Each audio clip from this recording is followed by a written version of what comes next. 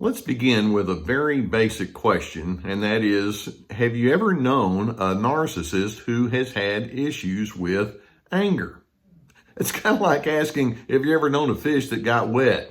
Well, along with narcissism, you're going to see plenty of difficulties with that emotion of anger. And some are very passive in the way that they deal with it. Some are very open in the way that they deal with it, but they're going to draw you into conflict in a non-healthy kind of way.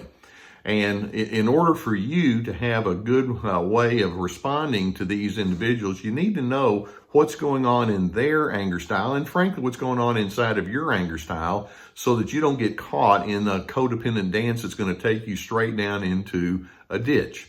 Now, let's have a little working definition of what we're talking about when we use that word anger. You know, sometimes people come into my office and they say, well, I don't get angry, I just feel frustrated. Well, frustration is a form of anger, as is annoyance and agitation and irritability. Anger can come out in many, many different kinds of ways. Just like we say narcissism is a pattern on a spectrum, so is anger. It's a pattern on a spectrum.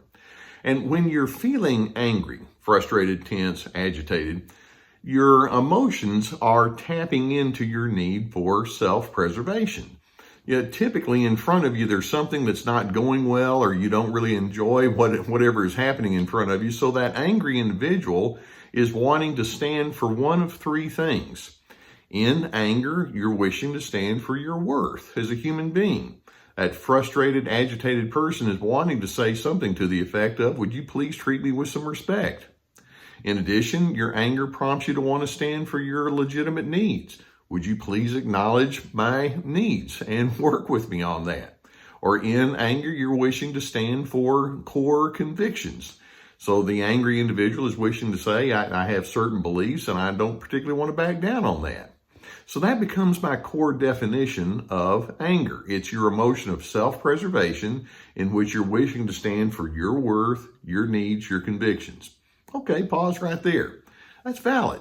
And there are times when each one of us is going to have the emotion of anger, and when we see that it has a valid function, then we proceed. Now, once you're in that anger mode, you have 5 options or 5 styles in which you can manage that anger. And like I say, the way that you handle these 5 styles is going to tell us a whole lot about narcissism. Now, one of the first thing that we can say that you can do with your anger, style number 1, is you can suppress it. There are times when a person has that annoyance, that agitation, that frustration, and they say, I don't think I want to get into it. And so they hold it down. They just keep it to themselves. When someone says, how's it going? The response is, I'm fine, I'm good. And you can just try to go along to get along. And typically you can be the appeaser. The person that suppresses anger typically is a conflict avoider. They try to be low keyed in the way that they engage. And in doing so, they wind up succumbing to another person's controlling style, or sometimes it's part of their own way to try to remain in control. More often than not, the narcissist is not inclined towards suppression. Now, typically, if you have a covert pattern or that vulnerable pattern that we've talked about before, you can have some of this suppression. So people that are inclined towards that may suppress, but specifically, people who are in the presence of that narcissistic individual are the ones who are going to be inclined towards suppression. And when you're in that suppression mode, it reveals that you have fear that is guiding you. It's like, I dread having to talk about who I really am. There's a sense of futility that implies. It is its own passive form of control, and it's born out of a sense of cynicism and pessimism. It implies that you just have a sense of disconnect. So like I say, sometimes the covert narcissist can go into the suppression mode. Very commonly, the person who's dealing with strongly narcissistic people will go into the suppressive mode. A second style of anger is what we call openly aggressive anger. Now, it's this pattern of anger that most people tend to think of when they think of that word anger. The openly aggressive person, sure enough, is wanting to stand for personal worth and needs and convictions. And there may at times be episodes where it's legitimate what they're wanting to communicate. But we use that word aggressive The aggressively angry individual is wanting to stand up for himself or herself, but at the other person's expense. These individuals can be openly critical, forceful, domineering, dogmatic. They can shout, they can rage, they can be animated in the way that they speak. They can blame, they can accuse, they can go into rants and lectures. Not a very pretty scene, is it? Now, can you see that there's a direct tie in there to the pattern of narcissism? The openly aggressive style of anger is a strong attempt to be in the superior position. There's a haughtiness that person has. There's a sense that says, hey, there's one person in the room whose feelings matter most, and it's me. Whose perceptions matter most, it's me. And because of that haughtiness and the entitlement that tends to go along with it, there's a follow-up thought, and that is, and I don't care what you think, which is the low empathy. Actually, the aggressive person is driven by fear. It's like they're threatened by your differentness, but instead of saying that, they try to instill fear in you. And the aggressive person actually feels inadequate, which is why they feel like they have to raise their voice and become overpowering, because in essence they think, well, if I don't do that, I don't think you're going to take me seriously. But make no mistake, the openly aggressive style feeds right into strong narcissism. Now, a third pattern or a third style that you can manage anger with is what we call passive aggressive.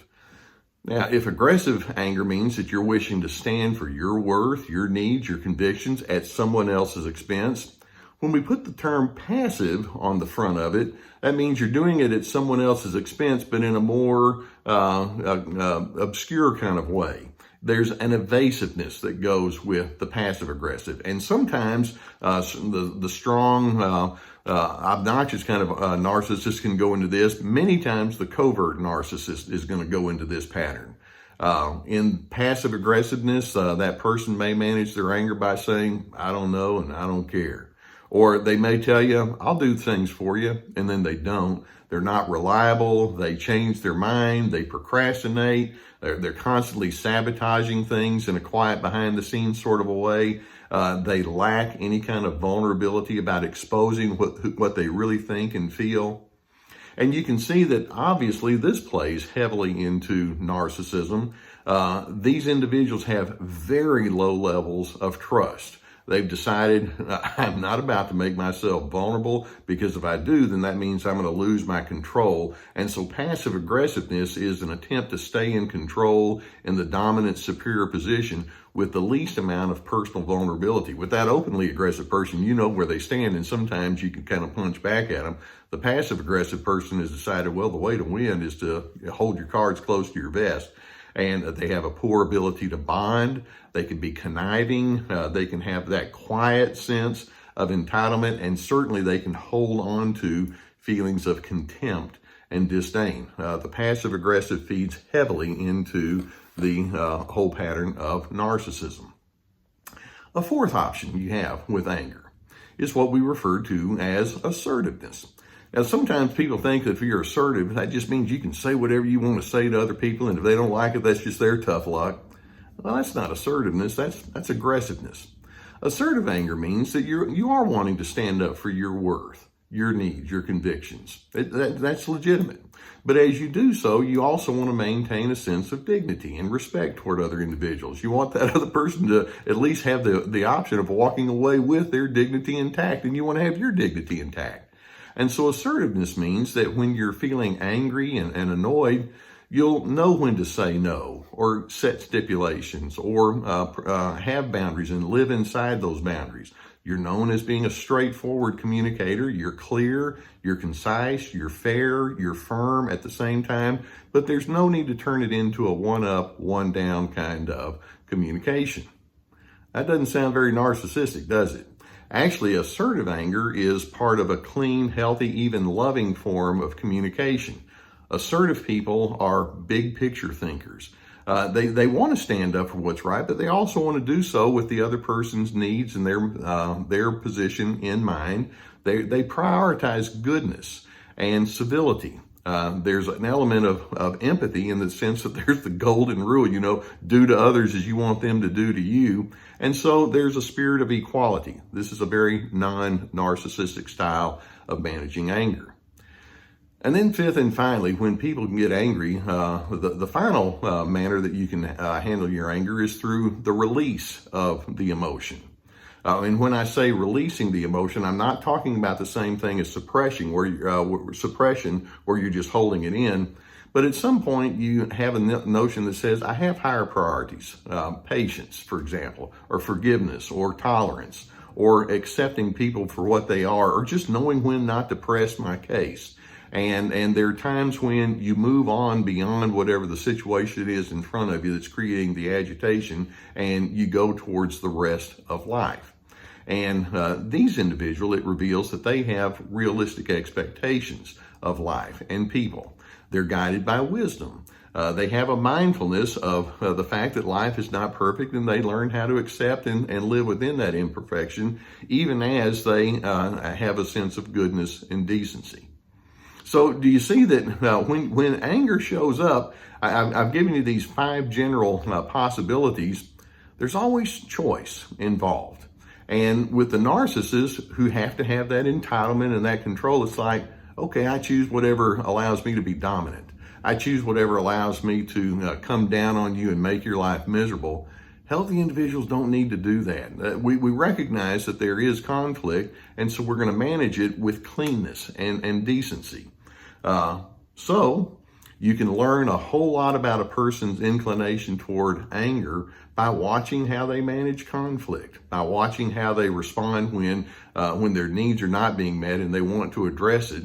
Can you do it in that clean way, or you go in these manipulative kind of ways that suppression and open aggression and passive aggressive represents? Your anger is a window to your internal spirit and to your internal person, and it's going to reveal much about who you are. So my question to you is, do you have a good handle, a good grip on anger, and do you understand what's going on inside the narcissistic person's anger in such a way that you're not going to get caught in their snares, but you're going to be the kind of person that says, I'm going in a decent pattern, whether that other person joins me or not. I want to be someone that stands for goodness and decency.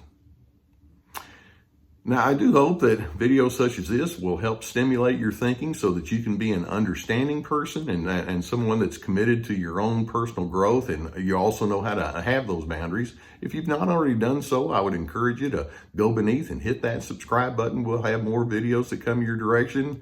It could be that you're the kind of person that needs some counseling and you feel like it would help if you had somebody that can unpack things like this with a trusted professional. If you have someone in your area, I would encourage you to seek counseling.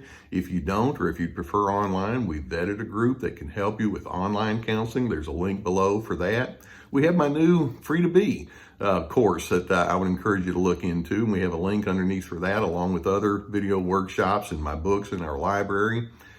Check out our survivingnarcissism.tv, drlescarter.com. We have plenty of resources. We want to be of assistance to you. Anger can tell you a whole lot about a person's maturity, about what they are really trying to gain in a relationship. In those angry moments, that's when you get to show who you really are.